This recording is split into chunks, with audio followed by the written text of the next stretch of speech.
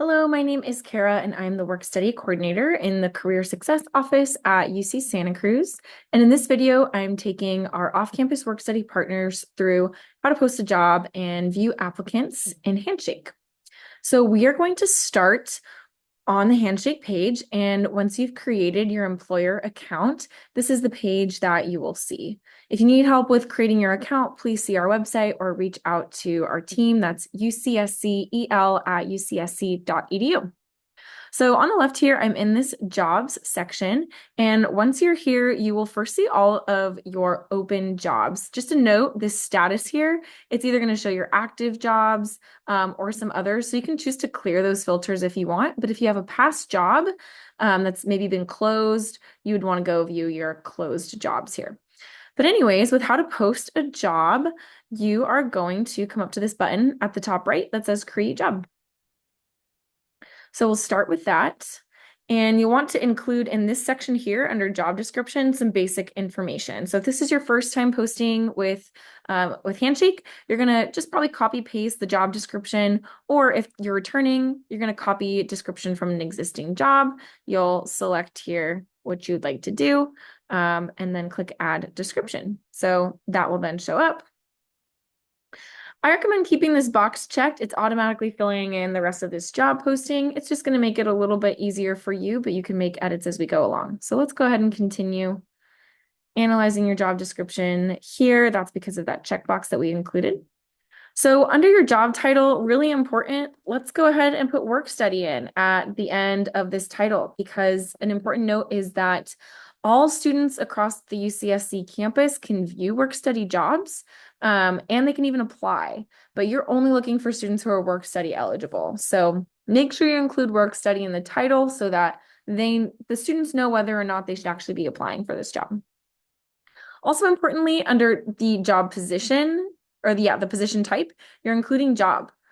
And then you're also selecting checkbox for this work study program. Let's continue. Location requirements, you're going to select here whether this is an on-site, remote, or hybrid position. If it is hybrid or on-site, you will include that location here, but we'll just say it's remote. Continuing. This is going to be a part-time job, so keep that selected, and then list the number of hours that you said in your job description here, under 15 hours a week. And this will be temporary or seasonal. So estimated start date for the 24-25 academic year, the earliest a position could start was September 21st, but now that we're into October, we'll just include a date here. And then the estimated end date, all jobs must close on or before June 12th, because that's the last day of our quarter. And now we'll continue. Okay, expected pay. Let's go to custom range here, because you do have to include at least the minimum wage, which is $16, but of course we encourage you to pay as much as you're able.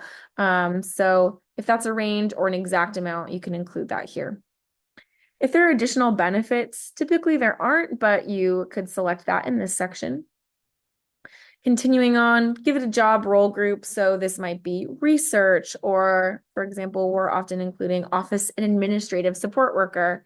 Go ahead and search around if there's any ways that you could categorize this job further. And then qualifications, this is our AI generator working to add some skills that you might find relevant.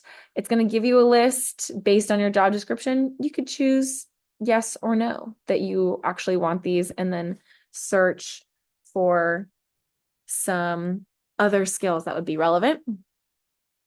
Work authorization, yes, this job does require work authorization. All of our work study jobs do, but that's the only box that you need to check.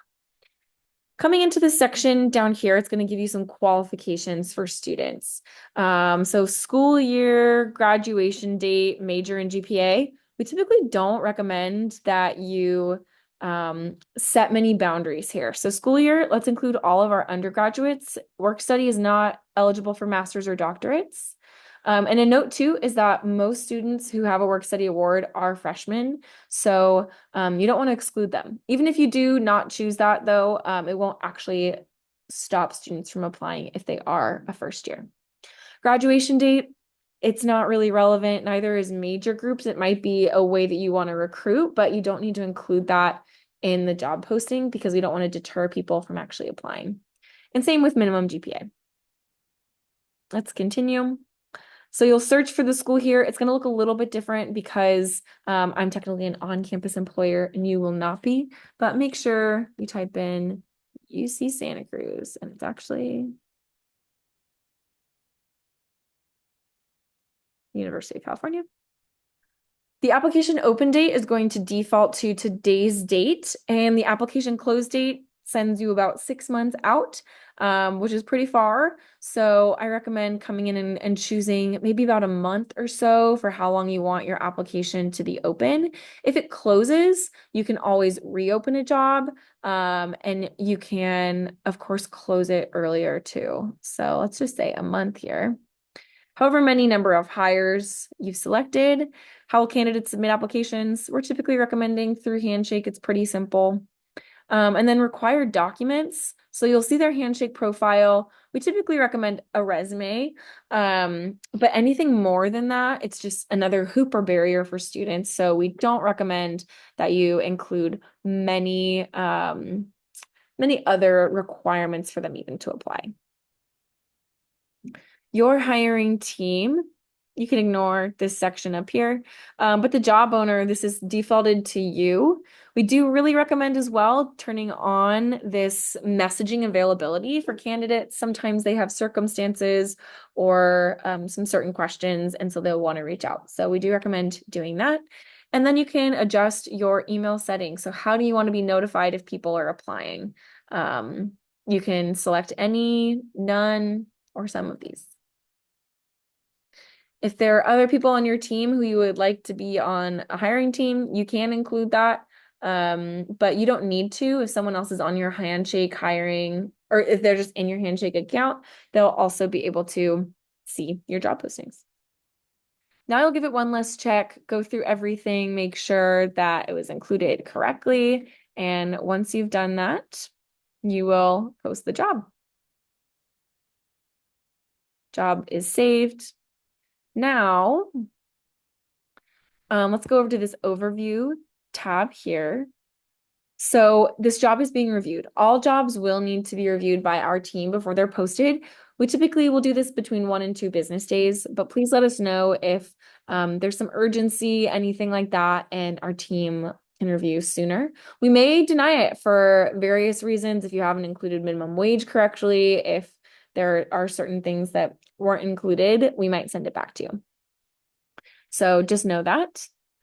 And coming to this applicants section here, this is where you'd be able to see students who have applied to your job. You can also see your job details in this section. You can edit from this page. And if I scroll back up to the top, these 3 dots, if I need to edit the job, duplicate the job, or close the job, I can do that all from this page as well.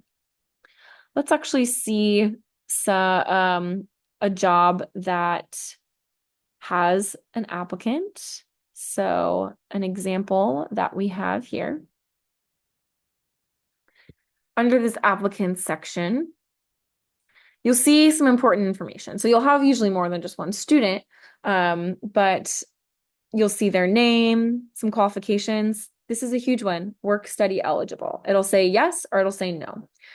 For your purposes, you're looking for students that are work study eligible. There might be some circumstances, students will let you know if they are showing a no, but really they are work study eligible or might be. So keep an eye out for that. But really you should only move forward with interviewing people who do say that they, yes, are work study eligible. From this page too, you can see any attachments, so their resumes that they've had and things like that. A couple more options as well. Okay.